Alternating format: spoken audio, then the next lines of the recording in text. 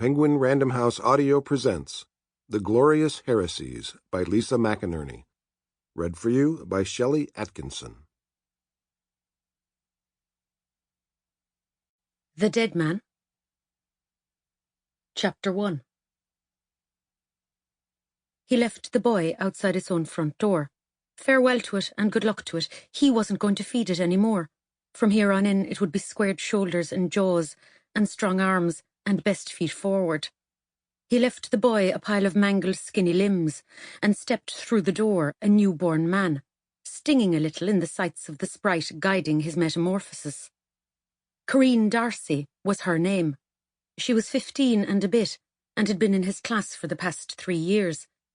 Outside of school she consistently outclassed him, and yet here she was, standing in his hall on a Monday lunchtime, and so the boy had to go what was left of him, what hadn't been flayed away by her hands and her kisses. "You're sure your dad won't come home?" she said. "He won't," he said, though his father was a law unto himself and couldn't be trusted to follow reason. This morning he'd warned that he'd be out and about, so the kids would have to make their own dinner, though he'd be back later, trailing divilment and, knowing the kindness of the pit, a foul temper.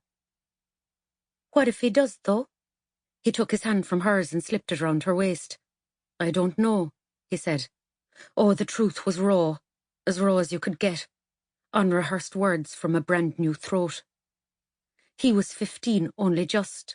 If she'd asked him the same question back before they'd crossed this threshold, he would have answered according to 15 years' build-up of boyish bravado. But now that everything had changed, he couldn't remember how to showboat. "It'll be my fault anyway," he said, "not yours." They were supposed to be in school, and even his dad would know it. If he came home now, all lopsided with defeat, the worse for wear because of drink or poker or whatever the fuck, it'd still take him only a moment to figure out that his son was on the lang, and for one reason only. "Here it'd be yours," she said. "But what if he told my mam and dad?" He wouldn't. It was as certain as the floor beneath them. His father was many things, but none of them responsible, or bold, or righteous. "Are you sure?" "The only people my dad talks to live here," he said. "No one else would have him." "So what do we do now?" The name of this brave new man, still stinging from the possibilities whipping his flesh and pushing down on his shoulders, was Ryan. In truth, his adult form wasn't all that different to the gawky corpse he'd left outside. He was still black-haired and pale-skinned and ink-eyed. "You look like you're possessed," shivered one of the girls who'd gotten close enough to judge. She then declared her intent to try sucking the demon out through his tongue. He was stretching these past few months.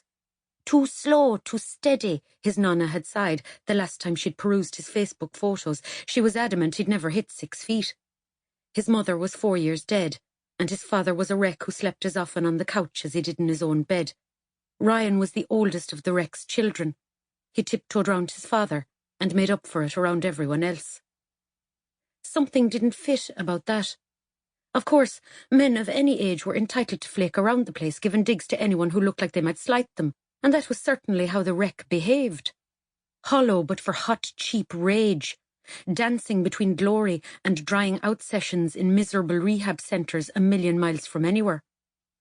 Even when Ryan dredged up the frenzies required by teachers' scorn or challenges thrown down by bigger kids, he knew there was something very empty in the way the lot of them encouraged him to fight. He'd been on the lookout for something to dare him to get out of bed in the morning, but he'd never thought it could have been her.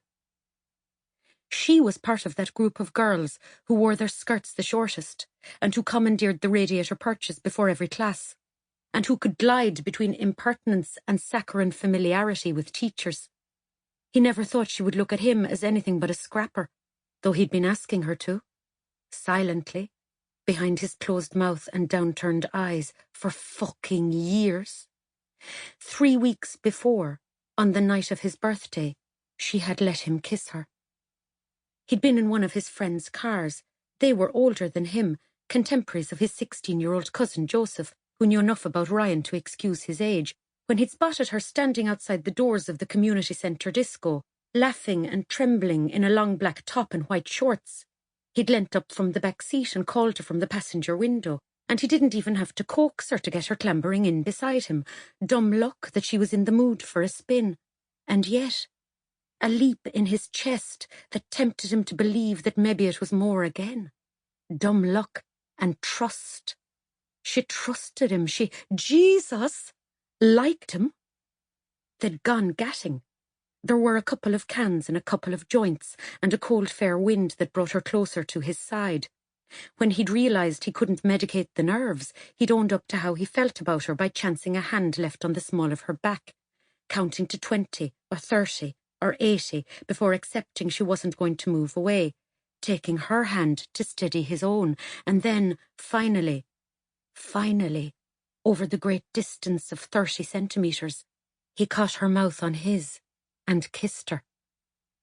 In the days that followed, they had covered miles of new ground and decided to chance making a go of it. They had gone to the pictures. They had eaten ice cream. They had meandered at the end of each meeting back to her road, holding hands. And lest they laid foundations too wholesome, they had found quiet spaces and dark corners in which to crumble that friendship. His palms recording the difference between the skin on her waist and on her breasts.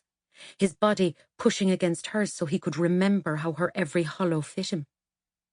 Now, in his hall, on a Monday lunchtime, he answered with a question. What do you want to do?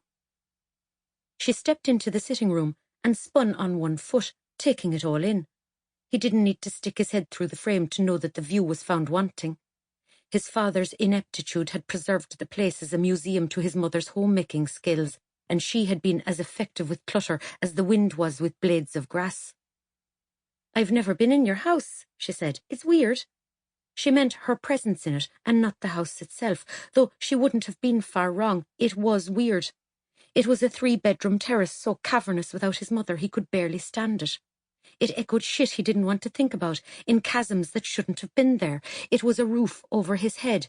It was a fire hazard, in that he thought sometimes he could douse it in fuel and take a match to it and watch it take the night sky with it. She knew the score. He'd admitted his circumstances in a brave move only a couple of days before, terrified that she'd lose it and dump him, and yet desperate to tell her that not every rumour about his father was true. On the back steps of the school, curled together on cold concrete, he'd confessed that, he clashed with his dad, but no, not in the way that some of the more spiteful storytellers hinted at. He's an idiot, girl. There's only the weight in him to stay upright when he's saturated, but he's not. I've heard shit that people have said, but he's not warped, girl. He's just fucking, I dunno. She hadn't run off, and she hadn't told anyone. It was both a load off and the worst play he could have made, for it cemented his place on his belly on the ground in front of her. On one hand, he didn't mind, because he knew she was better than him. She was whip-smart and as beautiful as morning, and each time he saw her he felt with dizzying clarity the blood in his veins and the air in his lungs and his heart beating strong in his chest. But then it pissed him off that he couldn't approach her on his own 2 feet, that he was no more upright now than his father, that uselessness was hereditary. There was no anger now, though. He had left it outside the front door with his wilting remains. She held out her hand for his. You gonna play for me? His mam's piano stood by the wall behind the door. It could just as easily have been his.